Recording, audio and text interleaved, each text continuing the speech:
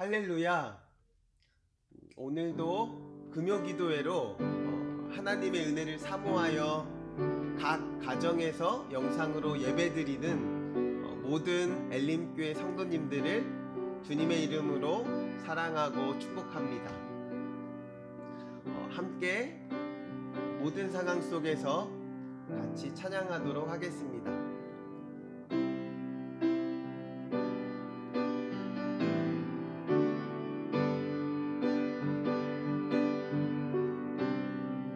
모든 상황 속에서 주를 찬양할지라. 주는 너의 큰 상급, 큰 도움이시라. 주의 얼굴 구할 때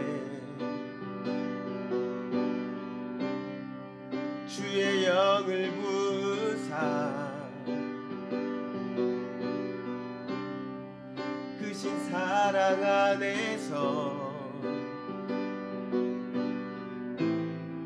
주를 보게 하소서.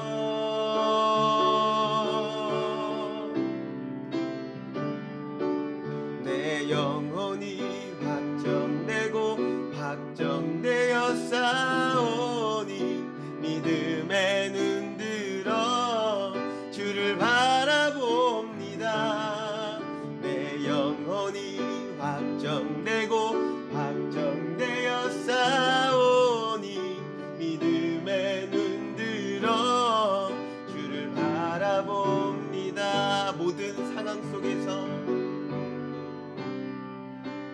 상황 속에서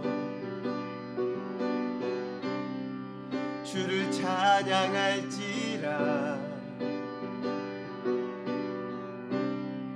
주는 너의 큰 상급, 큰 도움이시라. 주의 얼굴 구할 때 주의 영을 부으사 크신 사랑 안에서 주를 보게 하소서.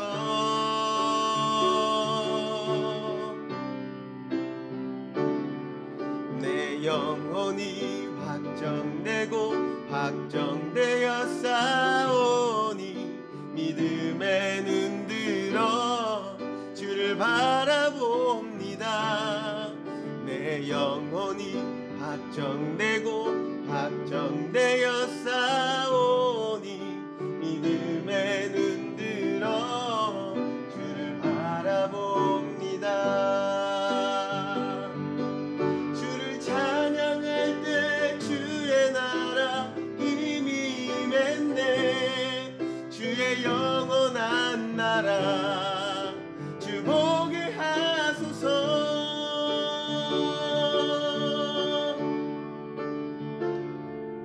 내 영혼이 확정되고 확정되어 싸우니 믿음에 눈들어 주를 바라봅니다.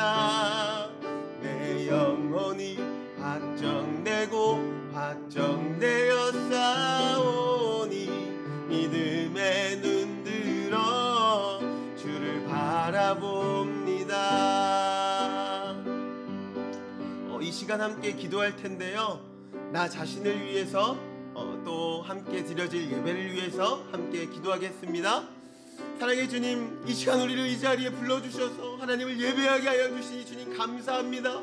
주님, 내 안에 수많은 우상과 수많은 죄악들 아버지 이 시간 주님의 보혈로 정결하게 하시고 깨끗게 하시고 거룩하게 하여 주시길 원합니다. 주님, 이 시간 하늘의 문을 여시고 하늘의 영광 우리 가운데 나타내시고 우리의 눈을 열어서 하나님을 온전히 바라볼 수 있는 시간 되어줄 수 있도록 하여 주옵소서. 오늘 이 시간 온전히 주님께만 맡겨드립니다. 온전히 주님께 예배하기를 원합니다. 주님 온전히 주님을 바라보길 원합니다. 주님만을 온전히 의지하는 시간 되기를 원합니다. 말씀으로 우리를 새롭게 하시고 우리를 회복시켜 주옵소서. 사랑의 주님 감사합니다. 오늘 우리가 주님을 바라봅니다. 오늘 예배하는 가운데 말씀을 통하여 또 찬양과 기도를 통하여 주님 역사하여 주옵소서. 감사드리며 거룩하신 예수 그리스도의 이름으로 기도했습니다. 오늘 말씀은 마가복음 14장 43절에서 52절까지의 말씀입니다. 마가복음 14장 43절에서 52절까지의 말씀입니다. 말씀하실 때에 곧 12 중에 하나인 유다가 왔는데 대제사장들과 서기관들과 장로들에게서 파송된 무리가 검과 몽치를 가지고 그와 함께 하였더라. 예수를 파는 자가 이미 그들과 군호를 짜 가로되 내가 입맞추는 자가 그이니 그를 잡아 단단히 끌어가라 하였는지라. 이에 와서 곧 예수께 나아와 랍비여 하고 입을 맞추니 저희가 예수께 손을 대어 잡거늘 곁에 섰는 자 중에 한 사람이 검을 빼어 대제사장의 종을 쳐 그 귀를 떨어뜨리니라. 예수께서 무리에게 말씀하여 가라사대 너희가 강도를 잡는 것 같이 검과 몽치를 가지고 나를 잡으러 나왔느냐. 내가 날마다 너희와 함께 성전에 있어서 가르쳤으되 너희가 나를 잡지 아니하였도다. 그러나 이는 성경을 이루려 함이니라 하시더라. 제자들이 다 예수를 버리고 도망하니라. 아멘. 오늘 말씀은 온 세상의 창조주이시고 만왕의 왕이신 하나님의 아들 예수 그리스도가 종교 지도자들이 보낸 무리에게 무력하게 잡혀가시는 장면입니다. 이스라엘을 구원하겠다고 오신 메시아가 너무나 허무하게 항복하듯 끌려가십니다. 이 상황을 제자들은 도저히 이해할 수 없었습니다. 예수님은 전능하신 하나님의 아들이 아닙니까? 말씀 한마디로 바다를 잠잠케 하시고 말씀 한마디로 죽은 자를 살리시는 그 능력의 예수님께서 이렇게 무력하게 대제사장의 하수인들에게 끌려가는 모습은 제자들이 기대했던 예수님의 모습은 아니었습니다. 마치 영화의 주인공이 악의 무리들을 멋지게 제압하는 것처럼 예수님께서 검과 몽치를 든 그들 정도는 손쉽게 무찌르기를 제자들은 기대했을지 모릅니다. 그러나 예수님께서는 제자들의 기대를 저버리십니다. 아마도 우리가 느끼는 이런 감정을 제자들도 느끼지 않았을까요? 교회에서는 살아계신 능력의 하나님이신데 교회 밖에서는 너무나 힘없고 초라한 하나님인 것 같습니다. 교회에서는 살아계신 것 같은데 우리의 직장에서는 그리고 가정에서는 조금도 영향력을 주지 못하는 분인 것 같습니다. 그래서 우리가 하나님께 드린 믿음과 헌신에는 조금도 미치지 못하는 분으로 굉장히 실망스럽게 여겨집니다. 그래서 아마도 동계산이 밝고 눈치 빠른 가룟 유다는 이미 예수님의 이런 모습을 알았기 때문에 배신했을 거예요. 오늘 말씀을 보면 예수님의 제자 중 하나인 가룟 유다는 결국 예수님을 팔아넘기고 나머지 제자들 모두 예수님을 버리고 도망치는 모습입니다. 사랑하는 성도 여러분, 혹시 지금까지 오랜 신앙생활은 해왔지만 그 구원의 감격은 어느새 사라져버리고 그렇게 믿고 따랐던 예수님은 나의 처지는 돌아보시지 않으시는 무심한 분처럼 느껴지고 그래서 예수님께 실망감을 갖고 있는 분이 계신가요? 그리고 지금까지 예수님을 믿고 따랐지만 이제는 더 이상 이분을 믿고 따르다간 죽겠다고 생각이 되어 이제 예수님으로부터 교회로부터 멀리 도망쳐야겠다고 생각하는 분이 계시다면 내가 얼마나 하나님의 뜻을 오해했는지를 오늘 말씀을 통하여 깨닫고 다시 예수님을 온전히 따르기를 결단하는 회복의 시간 되시기를 바랍니다. 본문 말씀 43절에서 45절입니다. 말씀하실 때에 곧 12 중에 하나인 유다가 왔는데 대제사장들과 서기관들과 장로들에게서 파송된 무리가 검과 몽치를 가지고 그와 함께 하였더라. 예수를 파는 자가 이미 그들과 군호를 짜 가로되 내가 입맞추는 자가 그이니 그를 잡아 단단히 끌어가라 하였는지라.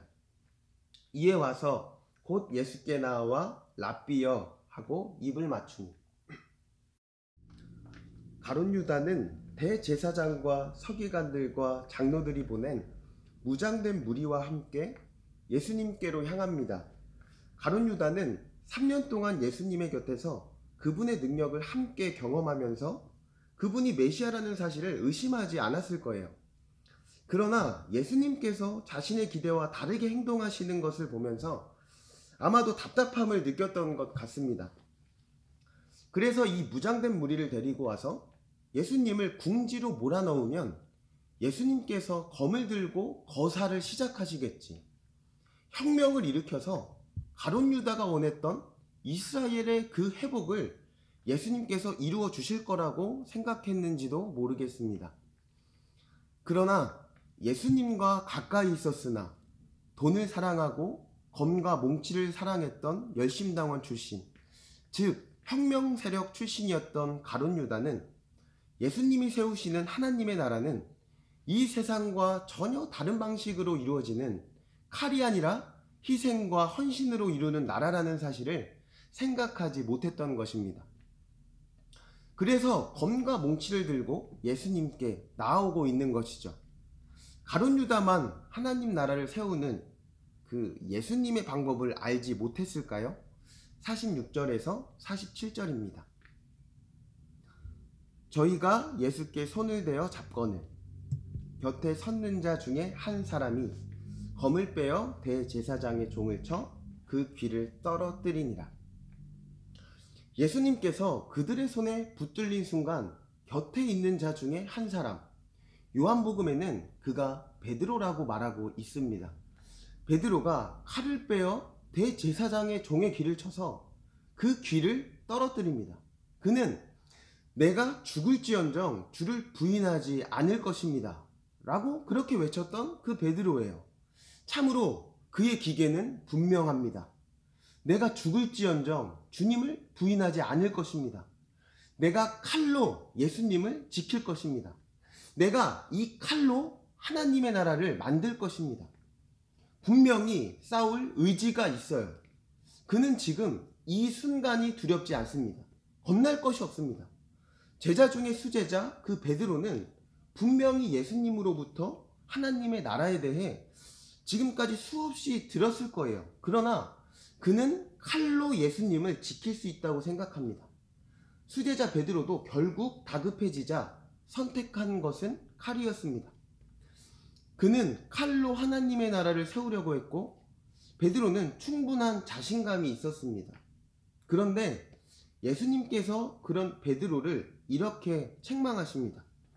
마태복음 26장 52절에서 53절 말씀입니다. 내 칼을 도로 꽂으라. 칼을 가지는 자는 다 칼로 망하느니라. 너는 내가 칼로 하나님의 나라를 세운다면 12군단의 천사를 보내 그 일을 할 수 없다고 생각하는 것이냐? 마가복음은 정확하게 베드로가 대제사장의 귀를 쳤을 때 칼과 몽치를 들고 온 사람들과 가룟 유다와 더불어 베드로에게까지 예수님께서 이렇게 말씀하시는 거예요. 나의 나라는 너희들이 말하는 나라와 다르다. 나의 나라는 너희들이 생각하는 것처럼 칼과 몽치, 군사력과 힘으로 세워지는 나라가 아니다. 나의 나라는 힘으로 눌러 세워지는 나라가 아니다. 정적을 죽이고 세우는 혁명이 아니다. 나는 혁명가가 아니라 세상 죄를 지고 가는 하나님의 어린 양이다. 나는 칼로 사람을 죽여 왕이 되는 것이 아니라 이 세상의 칼에 맞아 대속의 죽음을 당하는 왕이다. 나는 사랑과 희생을 통해 대속의 죽음을 통해 하나님의 나라를 세울 것이다. 그렇게 말씀하신 것입니다. 이 순간 베드로와 제자들은 모두 요즘 말로 멘붕이 왔을 거예요. 그들이 도망치기 시작했습니다. 특별히 51절은 한 청년이 벗은 몸에 혼니부를 두르고 도망치다가 잡힘에 혼니부를 버리고 도망쳤다고 말합니다. 어떤 학자는 아마도 그가 마가였을 거라고 말해요. 만약 마가라면 지금 저자는 가장 부끄러웠던 과거를 드러내 고백하는 것입니다. 그런데 우리는 여기에서 그들이 도망친 이유가 단순히 두려움이 많고 겁쟁이라서 또 살려고 그랬다고만 볼 수 없습니다. 사실 제자들은 자신들이 여전히 하나님의 나라를 오해했고 예수님으로부터 자신들의 방법이 거부당했기 때문에 도망친 것이죠. 순간 싸우려면 싸울 수 있었습니다. 그들은 칼로 하나님의 나라를 세우는 일이었다면 저항했을 거예요. 그러나 제자들은 예수님으로부터 싸울 방법을 부정당했기 때문에 도망치기 시작했다고 이해할 수 있습니다. 그들은 혁명가는 될 수 있었어요. 칼로 그 상황을 역전시키려는 시도를 할 수 있었을 거예요. 하지만 희생과 죽음으로 하나님 나라를 세우는 그 예수님의 방법은 받아들일 수 없었던 것입니다. 제자들은 자신이 생각하는 하나님 나라와 그 나라를 세우는 자신의 방법이 예수님께 부정당했기 때문에 순간 멘붕이 왔을 것이고 순식간에 도망치기 시작했을 것입니다. 예수님께서 하나님의 권능으로 수많은 기적들을 행하고 많은 사람들을 고치시고 먹이시며 사람들의 환호를 받을 때는 그분의 우편과 좌편에 앉겠다고 서로 그렇게 싸우던 제자들이 이제 예수님께서 도살장에 끌려가는 어린 양과 같이 무력한 모습으로 잡혀가실 때는 모두 그분을 버리고 도망갔습니다. 참으로 검을 휘두른 제자도 벌거벗고 도망치는 제자도 하나님 나라의 백성다운 모습은 아니었습니다. 그러나 우리 구주 예수님은 그저 그 모든 일을 담담히 당하십니다. 어떻게 그 모든 일을 당했을까요? 마가는 그 이유를 이렇게 설명합니다. 오늘 말씀 49절 마지막입니다. 이는 성경을 이루려 함이니라. 예수님은 칼을 마음에 품으신 것이 아니라 하나님의 말씀을 품었기 때문에 그 일을 당하시는 것입니다. 주 안에서 사랑하는 여러분, 우리는 예수님이 붙잡히시는 장면에서 두 가지의 가치가 충돌하는 것을 봅니다. 세상 나라와 하나님 나라입니다. 가치가 다르다 함은 그들의 삶의 방식이 완전히 다른 근거에 세워진다는 말이기도 합니다. 한쪽은 칼을 품고 그 나라를 세우려고 하고 한쪽은 말씀을 품고 그 일을 이루려 합니다. 우리가 보는 것은 세상과 제자들도 별반 다를 바 없는 모습이에요. 급하게 되니 저 베드로도 칼을 의지합니다. 위급해지니 이 세상의 돈과 명예, 권력에 연연합니다. 그것이 하나님 나라를 세울 것처럼 교회가 생각하는 거예요. 내가 잘나야 예수님을 지켜드릴 수 있다고 생각해요. 내가 힘이 있어야 내가 하나님의 나라를 바르게 세울 수 있다고 생각합니다. 정치 권력을 가져야 기독교를 지킬 수 있다고 생각합니다. 여전히 세상 가치관을 가지고 살아가는 것입니다. 여전히 칼을 빼고 휘두르고 있는 모습이죠. 여전히 돈을 품고 칼을 품은 그리스도인으로 살아가는 것입니다. 그러나 예수님은 칼을 품은 그들에게 이렇게 말씀하십니다. 칼을 도로 집에 꽂으라. 내가 세우는 나라는 힘과 권력의 지배를 받는 나라가 아니란다. 그것들로 확장되는 나라가 아니란다. 내 나라는 오직 하나님의 간구로 이루어지는 나라란다. 하나님의 나라는 내 칼로 이루어지는 것이 아니라 내가 이 세상의 칼에 맞아 십자가에 달려 죽음으로 이루는 나라란다. 말씀을 정리합니다. 오늘 말씀은 세상 죄를 지신 하나님의 어린 양이신 예수 그리스도가 6월절 밤 양 잡는 날에 종교 지도자들에 의해 보내진 검과 몽치를 든 무리에게 잡히시는 장면입니다. 예수님의 뜻이 나의 뜻과 맞지 않다 하여 돈을 받고 그분을 팔아버린 유다. 예수님의 뜻을 이해하지 못하고 결국 그분을 버리고 도망치는 제자들의 모습이 바로 우리의 모습인 것을 돌아봅니다. 그러나 그런 우리를 위해 우리의 왕이신 예수님께서는 유월절에 어린 양이 되어 대속의 죽음을 당하십니다. 그분은 자신의 권력을 남용하며 폭력을 휘두르는 모습으로 계시지 않습니다. 도리어 자신의 백성을 위하여 희생하고 섬기시는 섬김의 왕으로 계십니다. 그것이 이 땅에 하나님 나라를 세우시는 예수님의 방법입니다. 나보다 남을 더욱 소중히 여기고 나의 희생으로 다른 이를 살리는 나라가 하나님의 나라라고 하십니다. 예수님께서 먼저 그 십자가의 길을 가셨기에 그분이 우리와 함께 이 길을 걷고 계시기에 우리도 이 길을 걸을 수 있는 것입니다. 주 안에 사랑하는 여러분, 칼을 품지 말고 말씀을 품으십시오. 악을 악으로만 갚는 복수심을 품지 말고 그리스도 예수의 마음을 품으십시오. 원수를 사랑하신 그리스도의 마음을 품으십시오. 이 시간 칼을 품고 살아가는 삶이 아니라 예수님과 같이 오직 말씀을 품고 살아가시기를 간절히 소망합니다. 함께 기도하겠습니다. 하나님 아버지, 우리의 삶이 하나님 앞에서 정결하고 거룩하기를 원합니다. 하나님의 말씀에 순종하여 하나님의 뜻대로 살 수 있는 능력을 주옵소서. 우리에게는 그렇게 살 수 있는 능력이 없습니다. 하루에도 12번 포기하고 싶고 그냥 남들이 살아가는 대로 타협하며 게으르게 살고 싶은 마음이 듭니다. 그러나 하나님께서 은혜를 베풀어 주셔서 우리 앞에 주어진 인생을 최선을 다해 살게 하여 주옵소서. 우리의 생각과 마음을 변화시킬 수 있는 분도, 우리의 가정을 변화시킬 수 있는 분도, 우리의 상황을 바꿀 수 있는 분도 오직 하나님뿐임을 고백합니다. 예수 그리스도께서 우리에게 베푸신 은혜를 기억하여 마음에 절망을 품지 않고 소망을 품게 하옵소서. 세상의 가치관으로, 세상의 방법으로 살지 않게 하시고 오직 하나님의 기준으로, 하나님의 방법대로 이 땅에 예수님의 모습으로 살게 하옵소서. 지혜와 명철을 주시고 온유와 겸손한 마음을 주옵소서. 우리가 여러 모양으로 하나님 앞에 살아가지만 각자의 모습에서 예수 그리스도의 향기를 풍기는 삶이 되게 하옵소서. 예수 그리스도의 이름으로 기도합니다. 이제 함께 공동기도문을 따라 기도하겠습니다. 공동기도문은 화면을 보고 기도해 주시기 바랍니다. 첫째, 나라와 민족을 위하여 기도하겠습니다.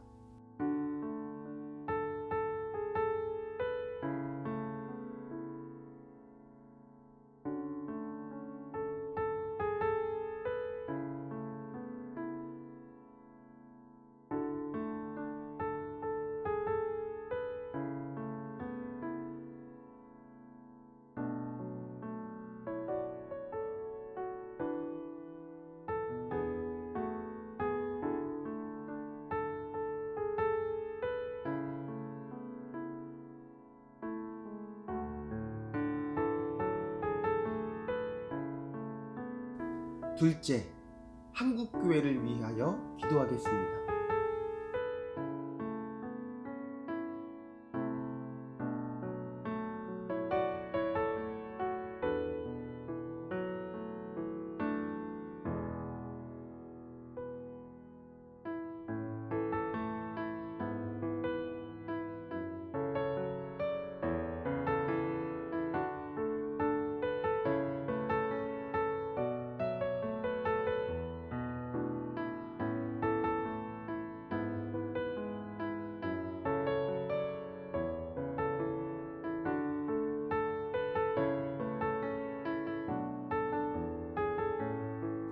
셋째, 엘림교회를 위하여 기도하겠습니다.